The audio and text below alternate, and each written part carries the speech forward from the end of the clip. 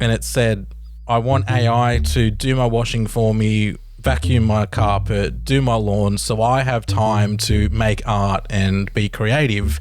I don't want AI to be creative for me, so I have time to do the washing and the lawns, and because that's not much of a life if that's the direction that we're heading with AI and its use with creative projects.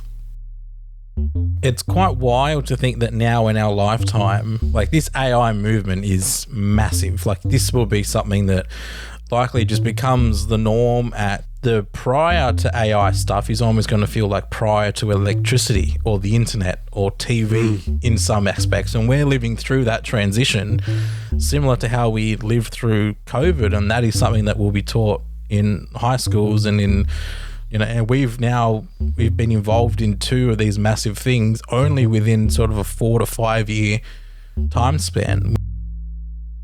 A survey of music producers show that 25% of them are using AI, and another survey of independent artists say that 20% of those respondents have used AI tools, and 10% say they plan to in the future. Gentlemen, this is Democracy Manifest. Gotta look presentable. What about this? What if I do the music news like this? That's super presentable, yeah. I mean, I've got my audio over there. I'll just throw that on. Jade got an Audi, and she loves it. It's a cheap South Sydney Audi. Ah, yes. But I think it's just, Best and Less or something like that. But it does the job. I wore it while I was eating dinner and then got too hot, so it's just in my shirt. Yeah, see, that's the thing. If you run hot, as I know you do, and I do, I looked at one of those things and I thought, I just don't think that's for me, because I think I would be too hot in it most of the time. And I am, to be fair. I bet there are times though when the house just gets so cold, you're like, no, I do need to put something that thicker than just a jacket on. So it works well for that purpose. Then I get too hot and I take it off, and it's like when you have a fever and you're tossing and turning, the dooner's on and then you're throwing the dooner off and then you get cold so the dooner comes back on. That's my relationship with the Audi so far. With the Audi.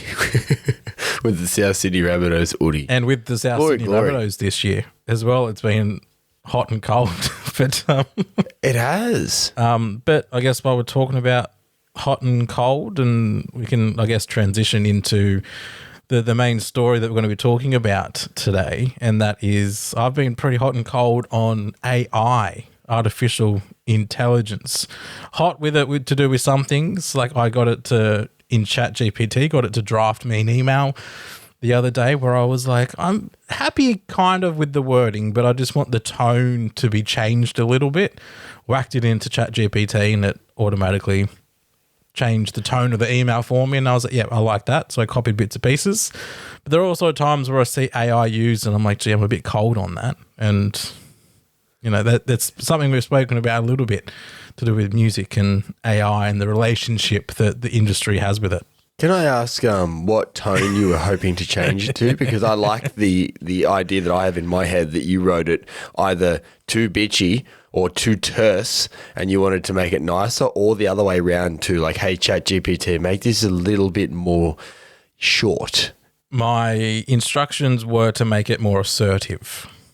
Because I felt like I was, anyway, we can go into it later, but I just wanted the email to be a bit more assertive, because I was wanting something where I wasn't sure if I was going to get this sort of service from someone, where I felt like I should have had the service, but wanted to make sure that I would receive what I was wanting. So I asked for a what did I say? It was like a polite but assertive tone. And it came back with something. Assertive. Yeah, and I was like, okay, this is good. Used it, and they replied and said, happy days, we'll agree to what I've requested. So interesting. Interesting. I'll give you the full details off air, but I don't want to bore anybody or go into too much detail for the podcast, because, we are talking about AI and music, which has been a hot minute until we last spoke about it. Yeah, we had a pretty deep dive into music news, I reckon. So why do I do this every single time? I don't know what it was. It was in the past. Stop trying to guess. It was on radio. Yeah. I mean, that's 6 years worth of content. Obviously, it didn't really come about until the final year, so it gives you a rough time frame. But yeah, we did go in depth. I think it was around the Ed Sheeran.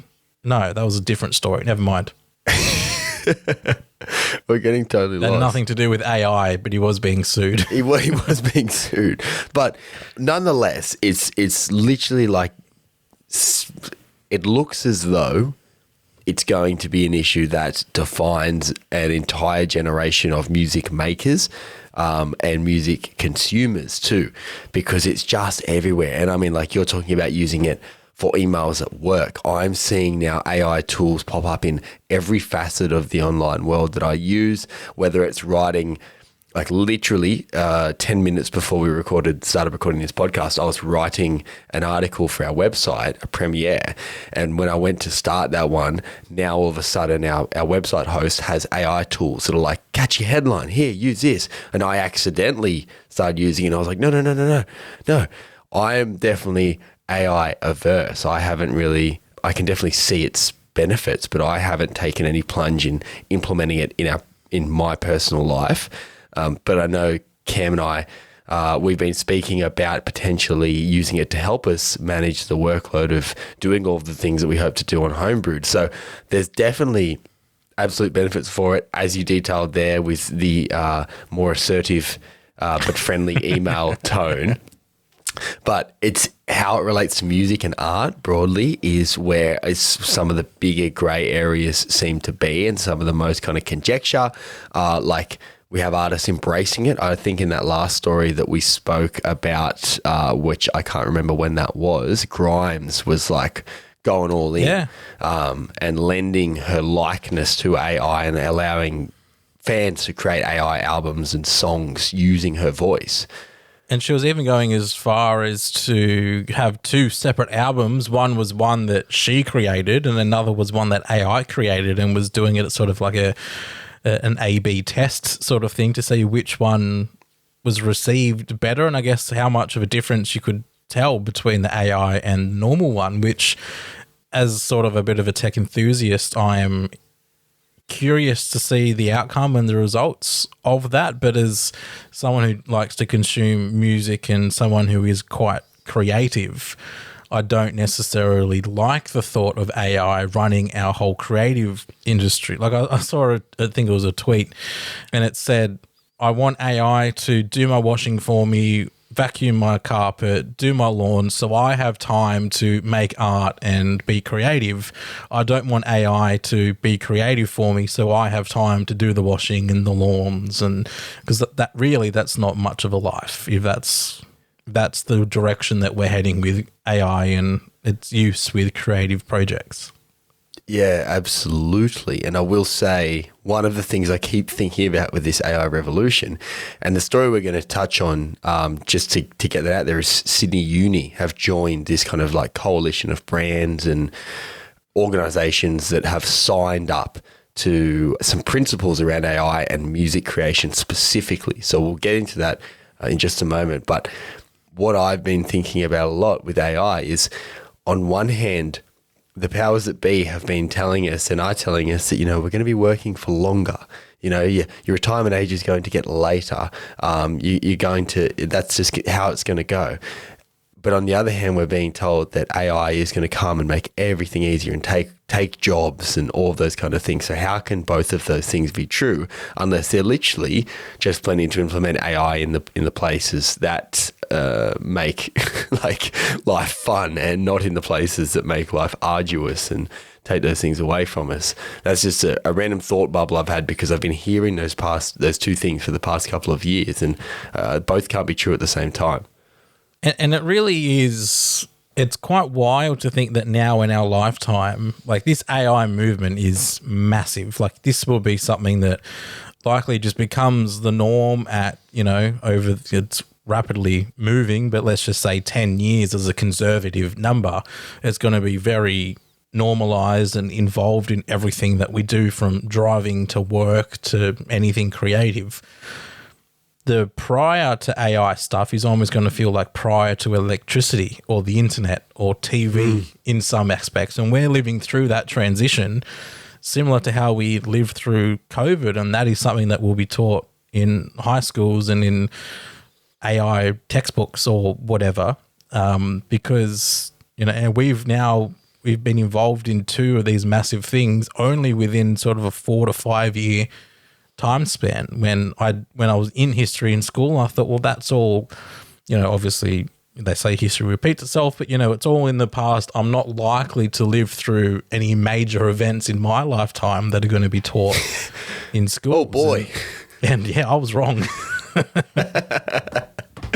Yeah, it is crazy the rate at which the world is changing, and it's not just generation exceptionalism, because I've spoken to my parents and I was like, did this much stuff, like world-changing stuff go down, you know, throughout your lifetimes? And they were like, a lot happened, but it seems like a lot more seems to be happening now.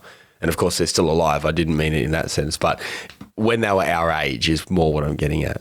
And I think it's the speed of which it's happening as well. The whole AI movement, you know, it's only really, a couple of years old since AI sort of was first introduced. And when it was first done, it was like, well, this is terrible.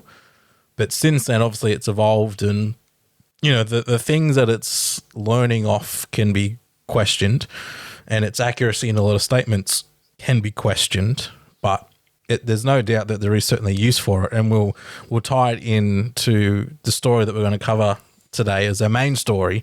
As you said before, Sydney Uni, they're joining a 50-strong coalition of supporters for a founding set of principles which outlines the responsibilities of AI in music creation. Yeah, so this came about the origins of this came back in March, when two of the biggest companies in global music, Roland, who make audio equipment, and Universal Music Group, who are an enormous, probably the biggest music label. No offense, Sony. I don't know who's bigger, but Universal are really big.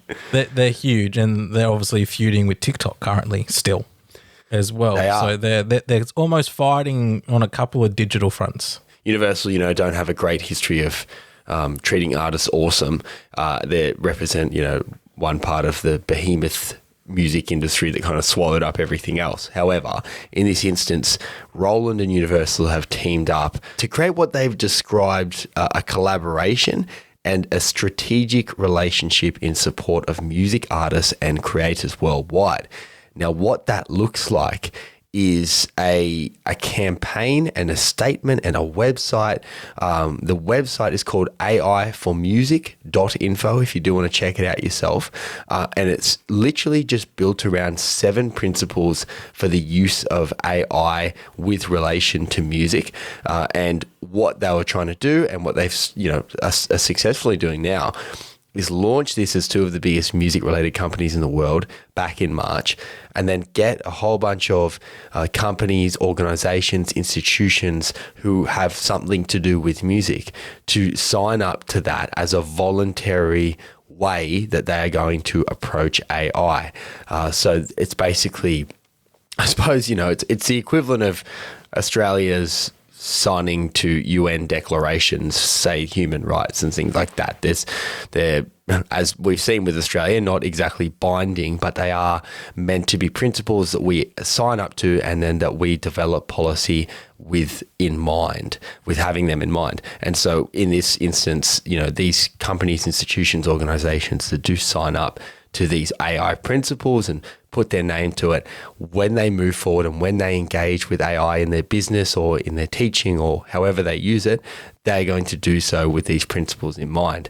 And Sydney Uni has just joined the, as you said, Cam, 50 plus other groups that have signed up to these AI for music core principles. Yeah, the 7 core principles, which I guess is effectively, to go back to your UN declaration, is like net zero by 2030. Whether these things actually inform the policies and the way that we move forward is perhaps another question that we can, you know, keep an eye on moving forward. But out of the 7 core principles, or clarifying statements, as they put it, they said that they believe music is central to humanity. We believe humanity and music are inseparable. We believe that technology has long supported human artistic expression, and applied sustainably, AI will amplify human creation. So just out of those first 3 points, because the first two are basically music and creativity are very human and very central to everything that humans do. But that third point is saying we can still have AI. We just have to make sure that, I guess, based on the first 2 points, is that music and the humanity sides are inseparable. We can't just have AI music without the human input or the human creation within that.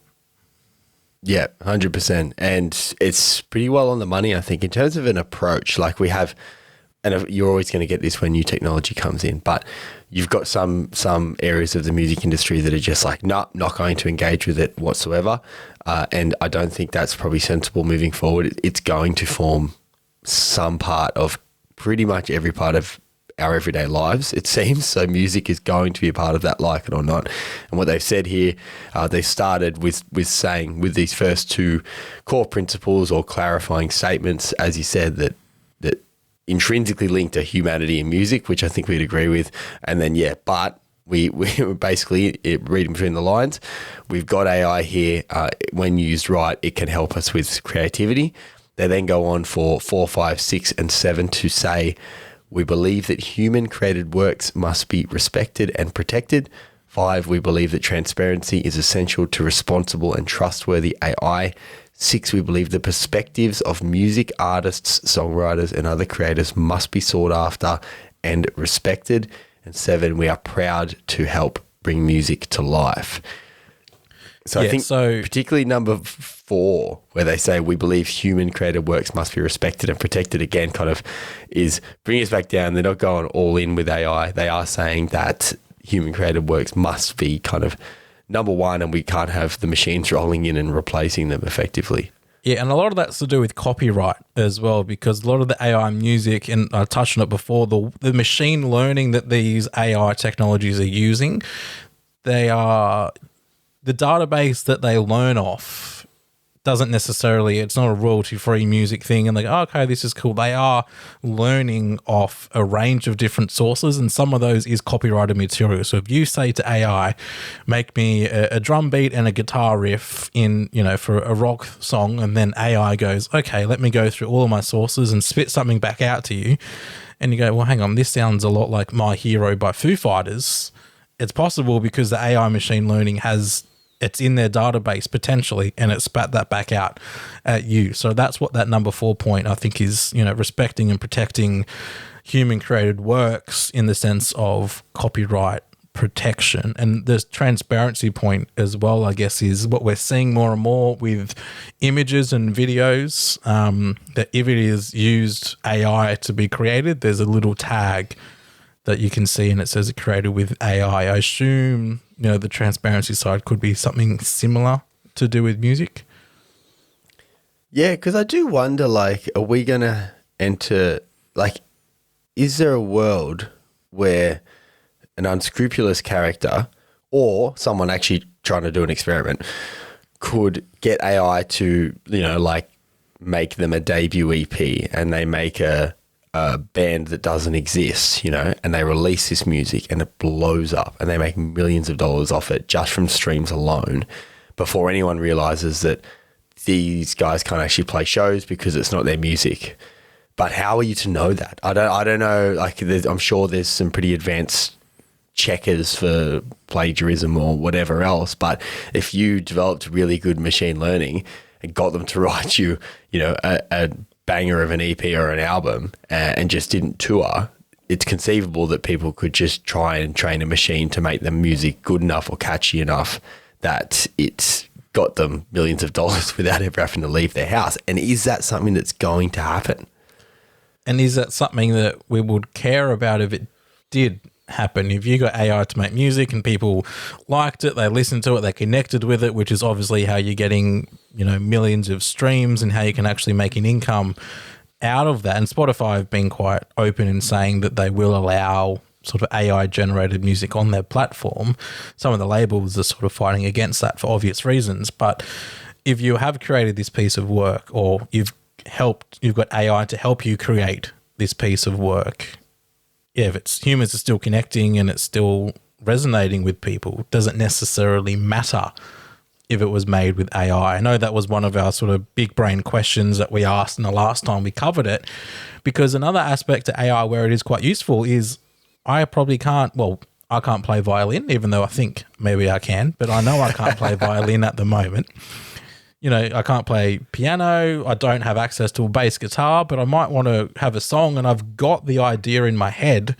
I just can't physically create it. Using AI tools, I can sort of create these things. So it's eliminating the skill factor to an sense where I am limited to my skill, but I have greater creative thoughts. AI can help me have that skill raised to match my creativity. So in a sense, AI can actually help you be more creative as opposed to just doing all the work for you. And these are the different balances and nuances within all of these arguments that are taking place, but it's all things that we should be considering. Yeah, but then I wonder, like, at what point is a song a catfish in that? You thought that person played all of that and wrote all of those instruments, but they were just the genesis of the idea or something like that. And this is the thing, if I'm told that this is AI generated, which is obviously to the point of transparency that they want to promote, and something that is now being promoted wider within AI generated works, if I'm told upfront that this is AI generated, the odds of me listening to it are probably lower, and then the odds of me not being critical or skeptical whilst listening to it are also lower. But I'm just shown this piece of work blind, effectively, and go, how do you feel about this? I could have a stronger feeling and connection to it. So I guess that is one of the reasons as well why they do want a bit of transparency around it. Yeah. And I think it is quite reasonable how they frame this. So as we said, Roland and Universal spearheaded this one together.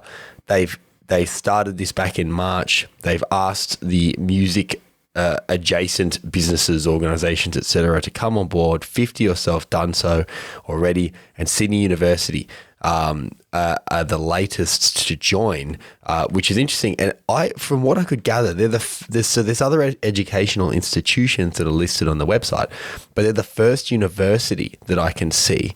So it's interesting that of all the unis in the world, and what is ultimately a kind of American-led initiative, that Australia Sydney University seems to be the first one to jump on board.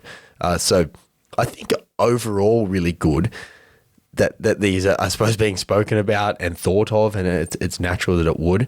And off the back of it, both Roland and Universal have said that they're going to prioritise initiatives that include establishing a joint research and development hub to look at AI specifically, a collaborative research project focused on developing methods for confirming the origin and ownership of music, and commercially, the integration of Roland products and services in select Universal-owned music production facilities around the world. So there's some kind of cash deal going on in the background there that they felt that they should state. But interesting nonetheless that we now have these kind of principles, that there are people signing up, and that Sydney Uni is now on board as the first university to sign up.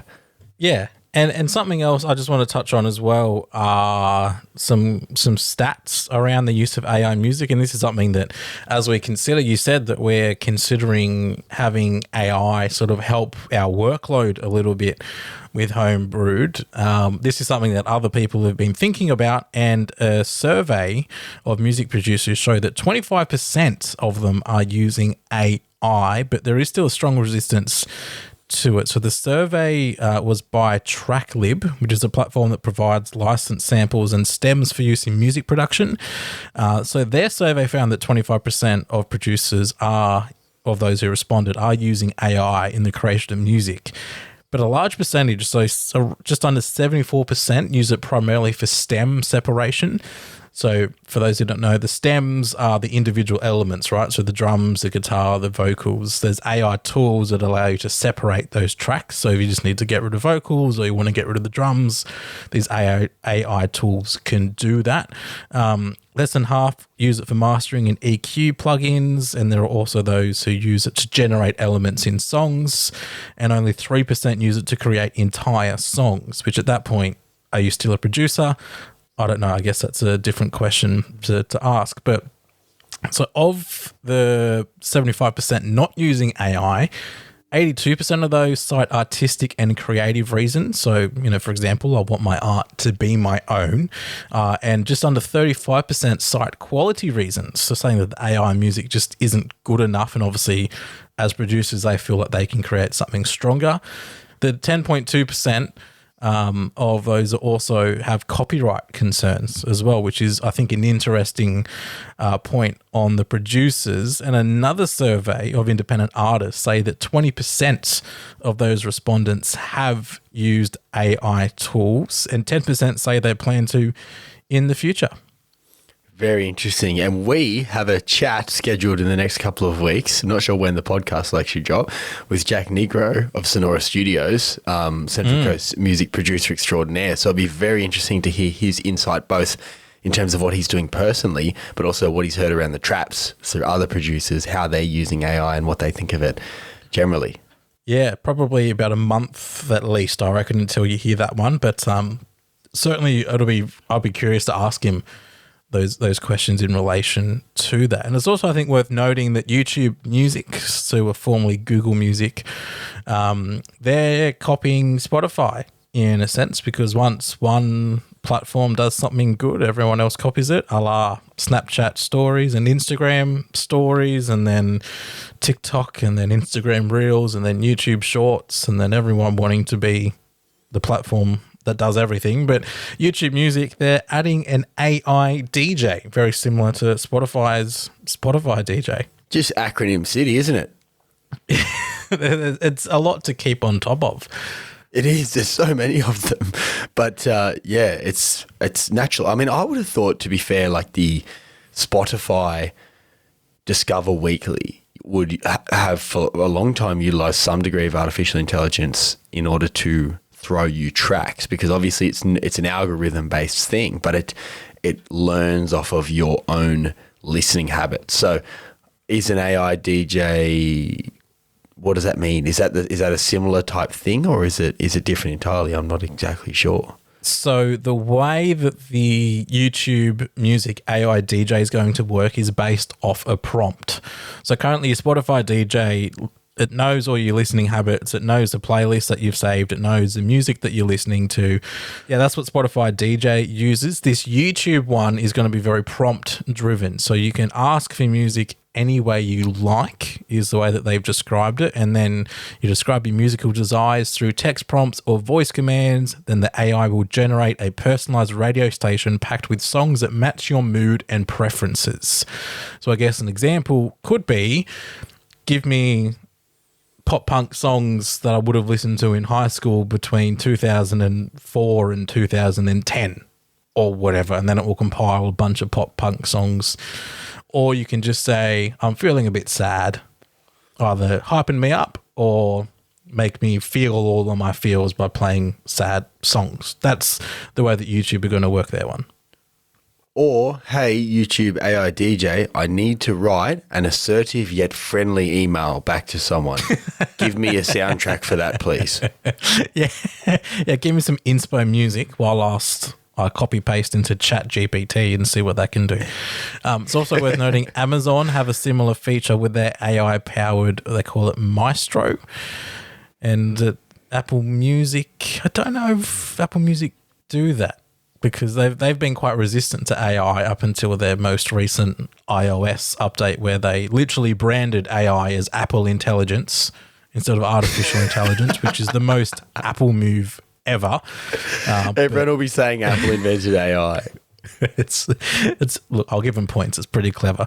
But if you're feeling sad, if all of this AI talk is getting you all sad and you're thinking, well, I'm not going to be able to enjoy live music in the future because everything's going to be AI and nothing's going to be created authentically, well, then we've got a bit of good news to end the podcast today, because we've had a couple of lineups announced for some festivals, including a return of a very popular one on the Sunshine Coast. Yeah, Big Pineapple. It's actually, you know what, it was a really big lineup week for some reason. I don't know if that's coordinated or coincidental. I'm sure they'd be chatting. I don't know. Either way, Big Pineapple held on the Sunshine Coast. It was absent for, I think, the last 3 years. and it's come back in a big way. The Amity Affliction, Tones and I, Bliss and Esso, Blast from the Past, Golden Features, Peking Duck, Vera Blue, Thornhill, June Rats DJ That's set, which I would love to interesting. see. That is interesting to me. A DJ set by the June Rats. The Dreg, Slumberjack, Teen Jesus and the Gene Teasers, Ocean Grove, I'd love to see live as well, Kinder South Summit, and a whole bunch more. Yes, that was one of the lineups announced. The other one is Ability Fest for both Brisbane and Melbourne. And Ability Fest, if you're not aware, is a music festival designed to make everything more accessible. And Dylan Alcott's behind it as well. Just I always go back to that clip. I think it was it was around the Australian Open tennis, and he's interviewed by a presenter, and he just sets him up perfectly for a line. He goes, as we welcome to the panel now, all-round good guy, Olympian, tennis champion, star of stage, screen. Dylan, is there anything you don't do? Walk. classic Dylan Alcott humour. Like, he's just such an awesome bloke. Not that we've ever met him, but If you're listening to this and you haven't seen it, it's hilarious. it's a good clip. Maybe I'll clip it in, maybe. But yeah, so he's behind Ability Fest in both Brisbane and Melbourne, it's just a really cool idea as well, because we've spoken about accessibility being a bit of a barrier to entry for some, when it comes to live music. So this is a cool way to sort of, just the ideas that they have around it. And we've seen, I'm going off track. Anyway, so Ability Fest lineup is, and we haven't necessarily got it indicated here, but some are Brisbane only and some are Melbourne only. Ocean Alley 1-4, Cub Sport, King Stingray, Bag Raiders, Blast from the Past, Bran, James, Keita Alexander, Asher Jeffries, Eves Caritas, I believe is one of the Brisbane only, Jordan Brando, Middle Kids as well, I think are Brisbane only, Floodlights, and a whole bunch more. And tickets are only $60 for all that. Mate, that's unheard of these days. You can barely get into a gig for under $60 if the band has some kind of national relevance. But that's, I would say, I know they're divided a bit between Brisbane and Melbourne, but as a whole lineup of the three we're reading you, I think that is the strongest for me personally, for my personal taste. So very, very good for Ability Fest, and it is a really good event, and like very, very important that we have that and that it continues to be held every year in Australia, because it's just awesome. And it is having an impact on how people with accessibility issues are able to see live music. Yeah, I think the Brisbane gig, just because Eves Caritas and Middle Kids are two artists who I would like to see, so I'd be more inclined to head up to Brisbane for that Ability Fest. But there's another one that got announced, New Year's Eve on the Hill in Gippsland. Mallrat, the Dregs, Teen Jesus and the Gene Teasers. So if you miss them on the Sunshine Coast at Big Pineapple, you can catch them in Gippsland. Rum Jungle, Great Gable, South Summit as well. There's also comedy from Blake Pavey, who's quite a funny comedian who I've come across on TikTok. Holly Heeb. There's a bunch of names there. Yeah, a whole bunch. And I actually saw a photo of the festival grounds. It is really on a hill. It looks beautiful. Like, it looks a beautiful, lush hill thing. It looks like a really good spot to have a festival. So if the lineup isn't enough, check out where it's held. Does that mean Big Pineapple has to be inside a Big Pineapple? Is that the logic we're using? And yes, and I have it on good authority that it is. It's inside a giant pineapple. Under the sea? Yeah. They only do pina coladas. That's the only drink you can buy there. And Krabby Patties? A little bit. Yeah, SpongeBob reference if you weren't picking it up. But yeah. I always wanted to taste a Krabby Patty. You know what I mean? Like, they gassed them up in the show so much. I always just wish that I could eat one. If you've had a Whopper or a Quarter Pounder, I'm sure you've had a Krabby Patty.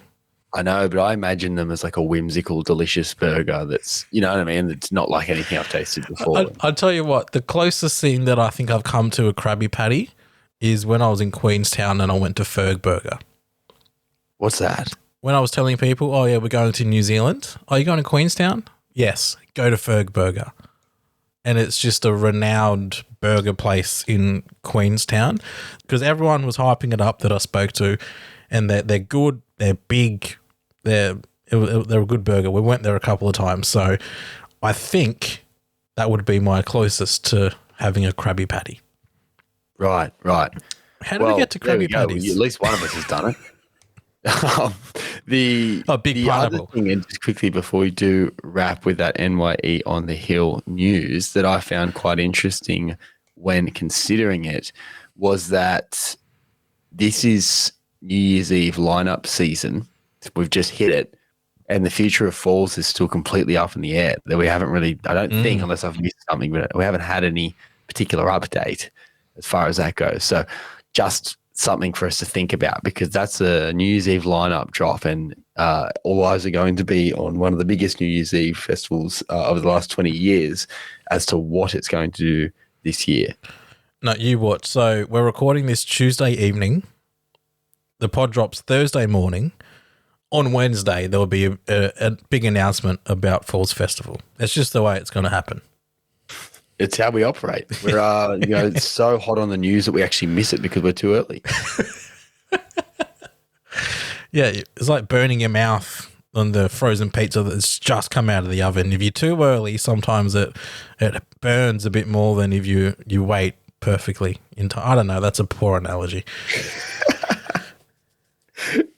It's fun. Probably about time for us to wrap up then on that poor analogy note. I think it's a good sign to leave as well. But yeah, thank you for your company this evening, this morning, whenever you're listening. We will see you again in a couple of weeks for music news, and we'll see you on Monday for a whole new interview, which is one of our longest recordings yet. We're breaking records left, right, and center. See you next time. Bye.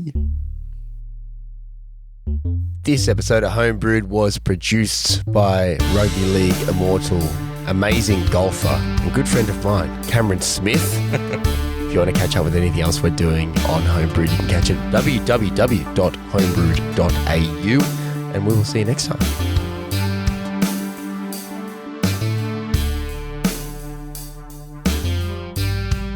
It's not our fault. I'll tell you what these pricks are doing. They are making their products shitter and shitter until we're forced to pay for whatever pro version they offer. It's exactly what happened with Zencaster. Zoom have done the same thing, which is why we had to leave them early. And now we're on the last bastion of freedom, Google Meet. And even that wasn't working for a bit. It's sickening. It is. Anyway. Shit.